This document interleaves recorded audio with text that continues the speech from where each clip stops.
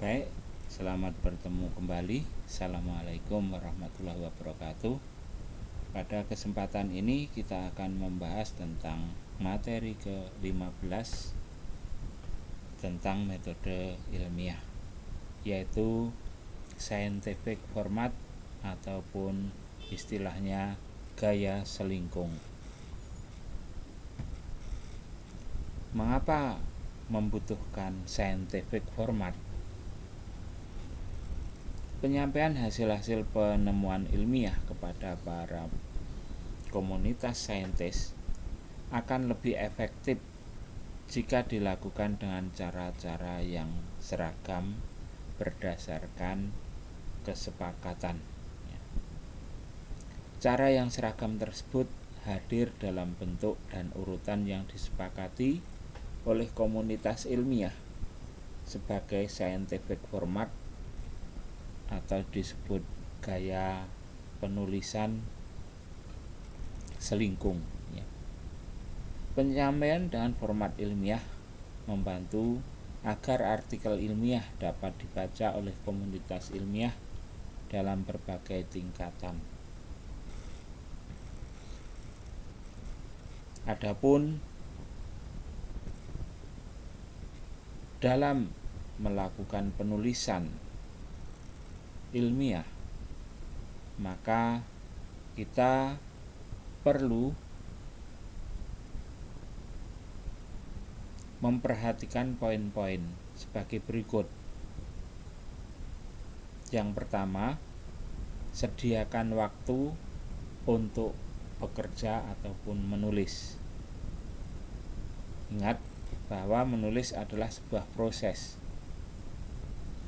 Tulisan yang bagus tidak keluar sempurna pada penulisan pertama atau percobaan pertama untuk siapapun. Jadi penulis-penulis yang terkenal pun melalui proses yang berulang. Jadi di sini bahkan ilmuwan terbaik pun harus berjuang untuk mengatur makalah mereka, dan juga semua orang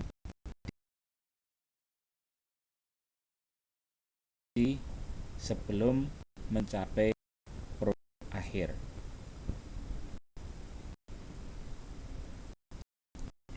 Poin yang selanjutnya adalah kualitas tulisan itu mencerminkan kualitas penelitian.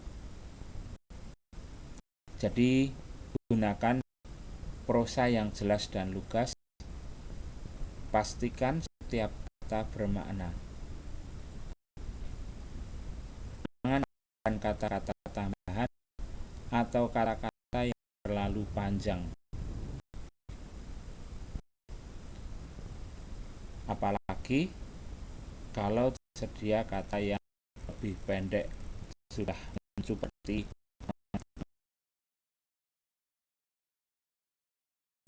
kita pikirkan adalah bagaimana menemukan makalah yang bagus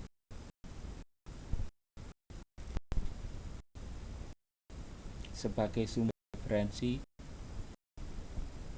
dari jurnal yang memiliki kredibilitas yang tinggi.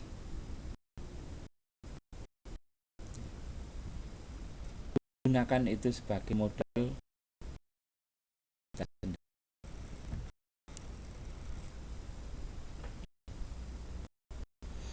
Jadi di sini kita menulis mengacu pada jurnal-jurnal ataupun tulisan-tulisan yang memiliki reputasi.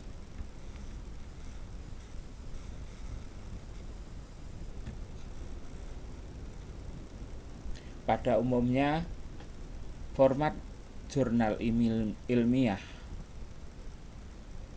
itu terbagi dalam bab sebagai berikut.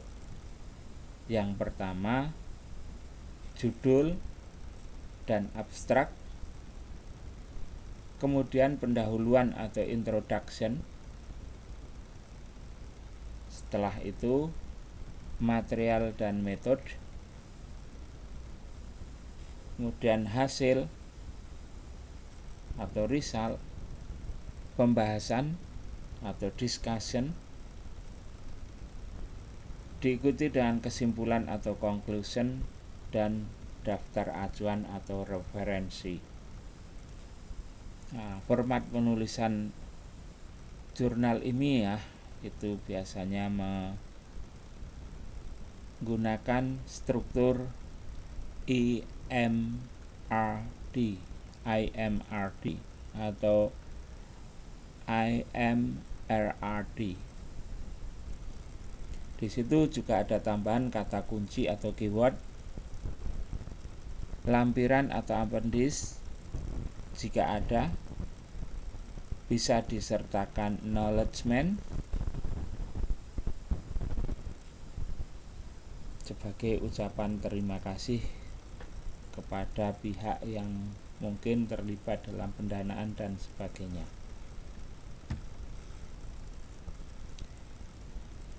Urutan menulis artikel ilmiah ya, biasanya pada tulisan-tulisan ilmiah yang sudah dipublikasikan mengikuti urutan sebagai berikut. Yang pertama, judul dan abstrak, pendahuluan, material dan metode, hasil, pembahasan, kesimpulan, daftar referensi. Akan tetapi, urutan menulis artikel ilmiah itu berdasarkan pengalaman dimulai dari yang mudah dulu. Apa yang mudah? Di sini dalam konteks penulisan ilmiah tentunya material dan metode itu adalah hal yang mudah yang bisa kita lakukan. Kemudian hasil atau result sesuai apa yang telah kita lakukan. Kemudian pembahasan atau discussion, kesimpulan, baru kemudian pendahuluan, daftar pustaka, kemudian pemberian judul dan juga abstrak.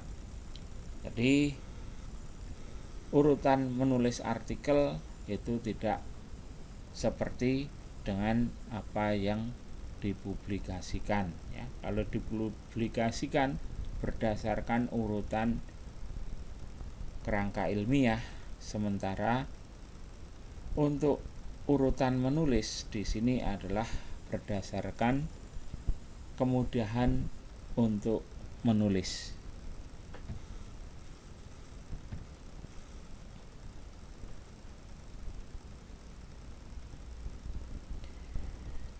Dengan melakukan urutan penulisan ilmiah mengikuti alur dari yang mudah ke yang kemudian susah,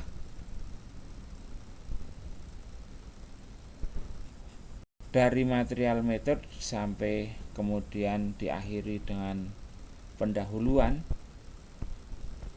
dan tambahan daftar acuan serta judul dan abstrak. Ini membantu kita menulis berdasarkan kronologis dari hal yang kita kuasai terlebih dahulu. Material dan metode dapat dideskripsikan sebelum kita menyampaikan hasil yang diperoleh.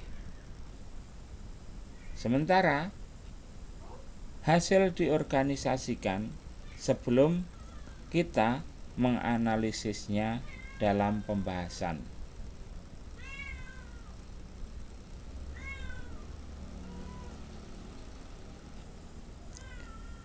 Kita dapat menuliskan pendahuluan, jika telah mengetahui kesimpulan dari penelitian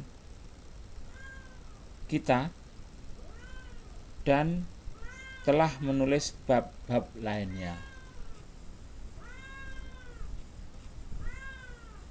Kemudian daftar acuan dapat diurutkan dan dilengkapi setelah pendahuluan selesai dituliskan. Judul dan abstrak memuat rangkuman dari tulisan Anda. Kesesuaian keduanya dengan tulisan Anda dapat tercapai jika tulisan Anda telah lengkap.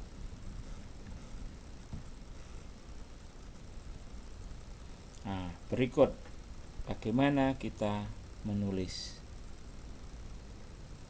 Metode dan material. Bagian ini menyediakan semua rincian metodologis yang diperlukan bagi ilmuwan lain untuk menduplikasi pekerjaan kita. Ciri dari kegiatan ilmiah itu bisa dilakukan oleh orang lain dengan cara yang sama, diharapkan menghasilkan hasil yang sama.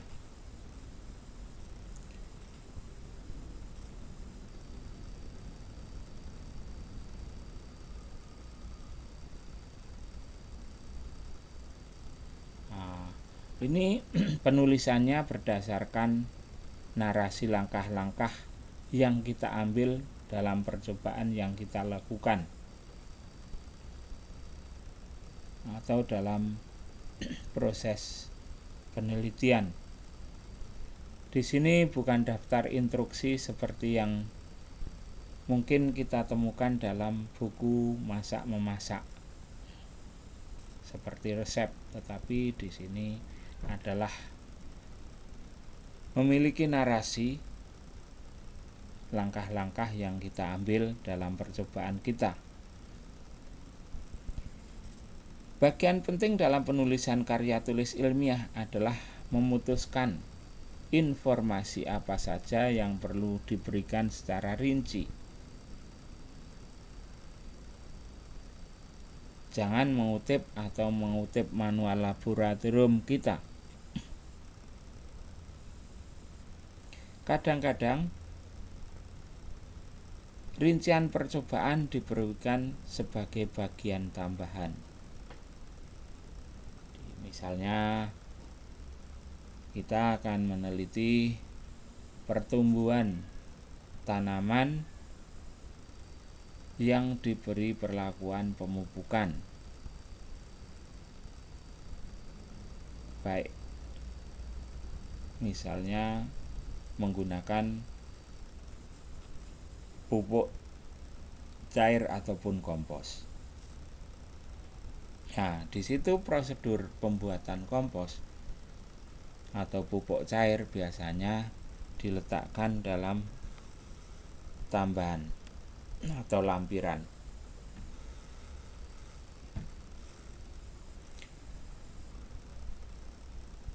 Kemudian selanjutnya adalah hasil. Bagian ini menyajikan hasil percobaan,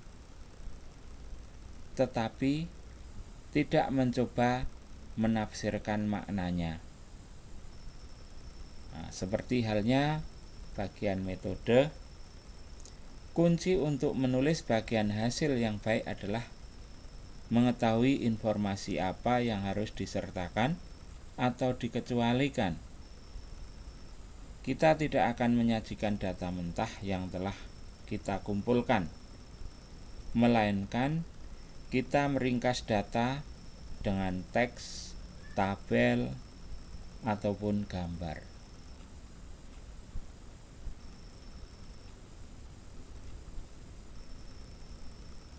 Jadi data telah kita olah menjadi data statistik. Selanjutnya, gunakan teks makalah untuk menyatakan hasil penelitian kita. Lalu arahkan pembaca ke tabel atau gambar tempat mereka dapat melihat sendiri datanya.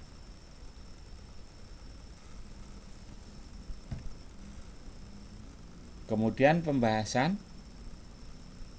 Pada pembahasan, kita bebas untuk menjelaskan apa arti hasil penelitian yang telah kita lakukan tersebut, atau mengapa hasil tersebut berbeda dari apa yang ditemukan oleh pekerja lain atau peneliti lain.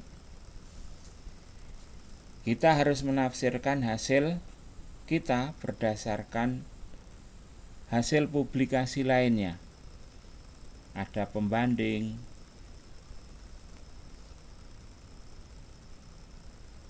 dari peneliti yang lain, dengan menambahkan informasi tambahan dari sumber yang kita kutip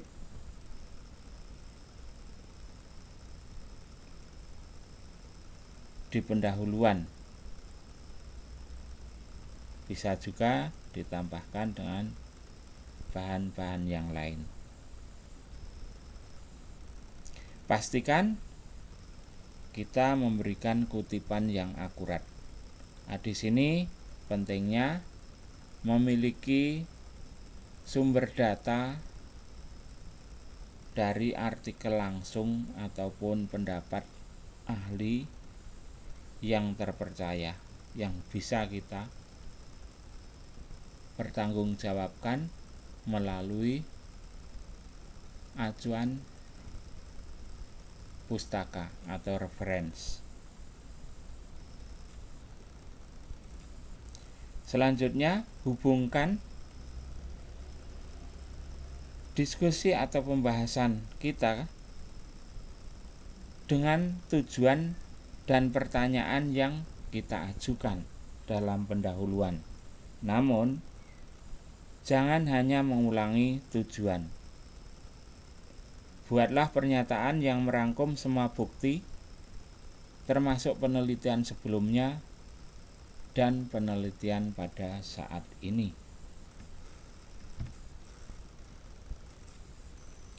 Daftar pustaka atau reference. Ini adalah bagian terakhir dari makalah. Di sini kita harus memberikan urutan, berdasarkan abjad atau berdasarkan kutipan, atau bisa diberi nomor sesuai dengan kemunculan di paper kita. Daftar semua karya yang diterbitkan yang kita kutip dalam teks makalah. Jadi kuncinya di situ adalah daftar karya ilmiah yang diterbitkan yang kita kutip dalam teks makalah kita. Di sini perlu dicatat bahwa sebagian besar jurnal dicantumkan dan diberi nomor berdasarkan urutan kemunculan dalam teks. Format standar digunakan baik untuk mengutip literatur dalam teks dan untuk mencantumkan penelitian ini di bagian literatur yang dikutip. Konsultasikan dengan edisi terbaru jurnal masing-masing untuk panduan. Untuk makalah yang diterbitkan di jurnal, kita harus mencantumkan tanggal, judul, nama jurnal, nomor volume, nomor halaman. Untuk buku, kita harus menambahkan informasi tanggal, judul, penerbit, dan tempat penerbitan. Selanjutnya kita masuk ke penulisan pendahuluan.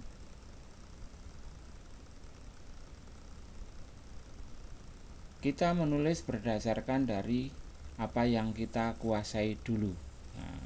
Setelah itu akhirnya sampai ke pendahuluan.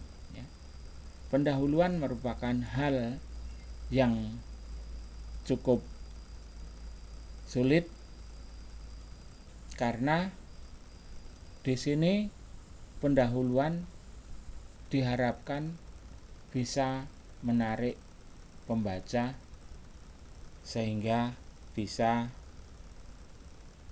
tertarik untuk membaca keseluruhan dari penelitian kita.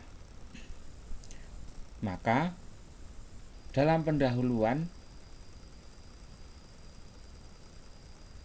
perlu ditekankan mengapa penelitian ini menarik secara ilmiah dan apa tujuan yang akan kita capai dari penelitian yang akan kita lakukan. Bagian ini membahas hasil dan kesimpulan dari studi yang diterbitkan sebelumnya. Untuk membantu menjelaskan mengapa penelitian saat ini menarik secara ilmiah.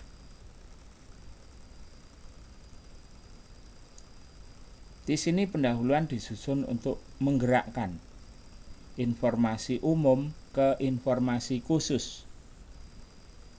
Latar belakang harus diringkas secara ringkas, ya, tetapi tidak boleh dirinci.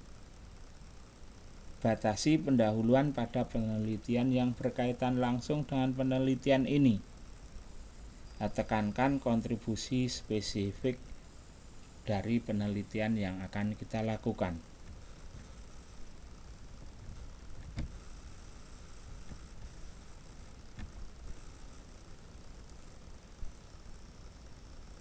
Kemudian menulis abstrak. Abstrak adalah versi singkat dari makalah atau paper yang kita tulis, sehingga harus berisi semua informasi yang diperlukan bagi pembaca untuk menentukan: 1. Apa tujuan dari penelitian? Kemudian bagaimana penelitian telah dilakukan, hasil apa yang diperoleh, dan apa makna yang diperoleh dari hasil tersebut. Jadi biasanya berkisar antara 200 sampai 300 kata. Selanjutnya, judul karya ilmiah. Dalam penulisan judul yang baik, ya, di sini harus menggunakan huruf kapital di setiap awal kata, kecuali kata penghubung yang terletak di tengah, serta harus singkat, jelas, dan informatif. Kaidah penulisan biasanya meliputi huruf kapital, kemudian panjang sekitar tidak melebihi 20 kata, 15-20 kata, kejelasan dan keterbatasan. Judul harus jelas, akurat, dan menggambarkan isi artikel secara ringkas tanpa menggunakan singkatan atau rumus yang tidak umum.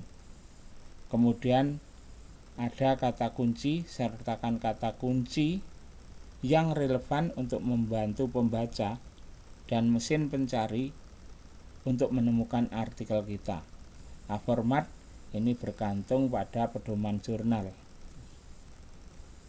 Judul biasanya dicetak tebal atau diapit tanda kutip sesuai dengan panduan yang berlaku. Mungkin materi tentang scientific format kita cukupkan sekian. Selanjutnya silahkan belajar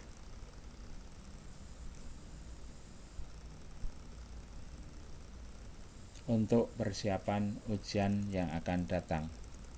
Oke, selamat bertemu lagi pada kesempatan yang lain dalam kondisi yang lebih baik. Selamat bertemu kembali. Assalamualaikum warahmatullahi wabarakatuh.